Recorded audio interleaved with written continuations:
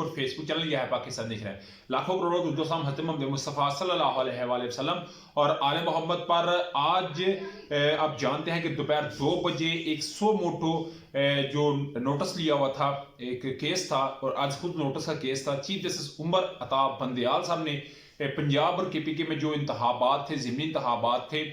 जो कि होने थे और हर सूरत होने हैं, इसमें तो कोई दो राय नहीं है, उसके तहीर का मामला था। 1 माह गुजर चुका था। लाहौर हाई कोर्ट ने 9 फरवरी को और 10 फरवरी को बकाया तौर के ऊपर इस पे जो है वो अपनी जो उनकी एक राय बंदी थी वो उन्होंने दी। उसके अलावा सदर पाकिस्तान ने इस पर बात की, हत्तो किताबत हुई गवर्नर और इलेक्शन कमीशन के दरमियान, मगर कोई इस पे पेशरफ्त ना हुई। तो कल रजिस्ट्रार के जरिए जी सुप्रीम कोर्ट के honourable chief justice Umar Ata Bandial साहब ने कहा कि मुझे रजिस्ट्रार के जरिए पता चला है कि 1 माह गुजर चुके हैं मगर इंतखाबात नहीं हुए। तो इसी साथ उन्होंने कल 9 रुकनी एक बेंच बना दिया जिसमें वो खुद थे, जिसमें जस्टिस मंसूर अली शाह थे, जस्टिस मुज़ाहिर अली अकबर नकवी साहब से, जस्टिस जाजुल अहसन साहब थे, जस्टिस याही अफरीदी साहब, जस्टिस मोहम्मद अली मदर साहब, जस्टिस मित अतर मिनल्ला साहब, जस्टिस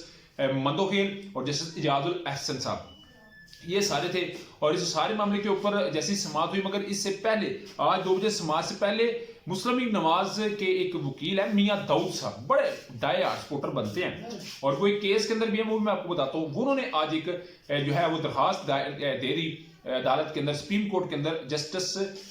मुज़ाहिर अली अकबर नकवी साहब के फ्रंट मैन को ज़ाहिर रफीक साहब को सामने लिया, यानी कि उन्होंने कुछ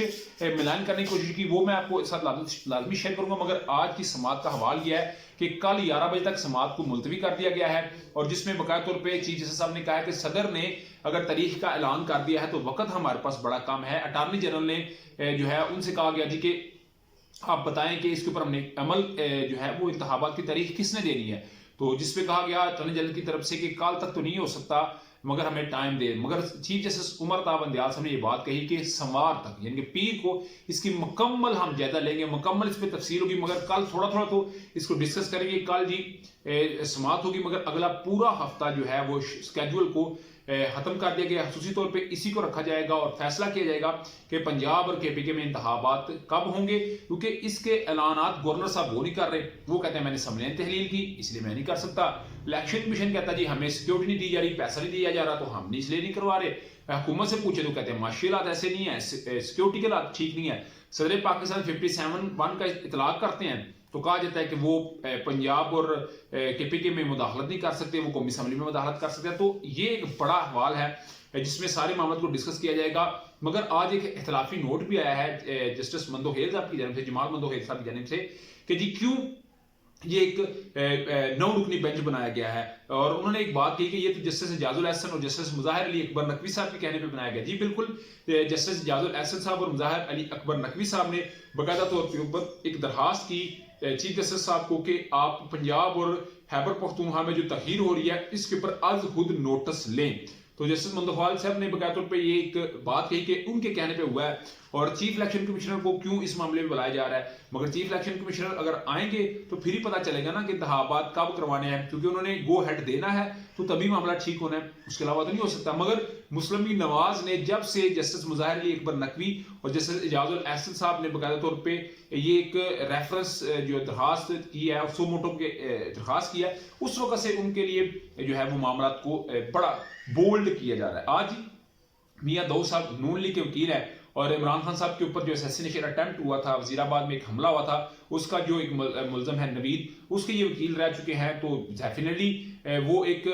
जिस तरह का है, जितने उनके बैक है उनको बैक जो कर रहा है मियां दाऊद साहब को, आज मियां दाऊद साहब सुप्रीम कोर्ट भी पहुंचे और जाहिद रफीक साहब एक फ्रंट मैन निकाल लिया उन्होंने मुज़ाहिर अली अकबर नकवी साहब का और कहा है कि जी उनके पास बेनामी जायदाद हैं, कुछ सासाजात है, इसी फ्रंट मैन के जरिए इन्होंने इसको पूरा किया। यानी कि एक प्रॉपर तरीके से इनको मिलायन करने की और एक जो घटिया किस्म की कंपेन है वो चला दी गई है। और मैंने कल बात कही थी कि जो अगर सुप्रीम कोर्ट खामोश है तो फिर इन्हें खामोश रहने दें, मगर इन्होंने हर लिहाज से ने जो है ना जी वो टाइट किया और जब वो टाइट हुए तो फिर उन्होंने ये नोटिस ले लिया। और अभी ये इस वक्त कोई रास्ता इख्तियार कर रहे हैं कि हम किसी तरीके जो चीफ इलेक्शन कमीशन राजा सिकंदर सुल्तान साहब उनका इस्तीफा ले लें ताकि कोई मामला थोड़ा सा डिले हो जाए। तो ये भी एक बात जो है वो सामने आ रही है, तो मैंने कहा चले ये भी आपके साथ शेयर कर दीजिए। उसके अलावा जी जेल भरो तहरीक में आप जानते हैं कि कल पाकिस्तान तहरीक इंसाफ ने लाहौर चेरिंग क्रॉस की गिरफ्तारियां दी। आबाद फरूकी और जो अली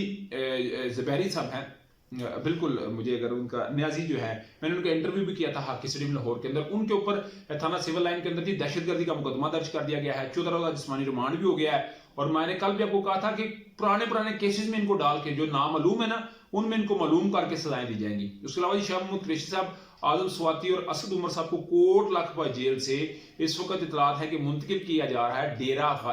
ڈی جی خان کے اندر۔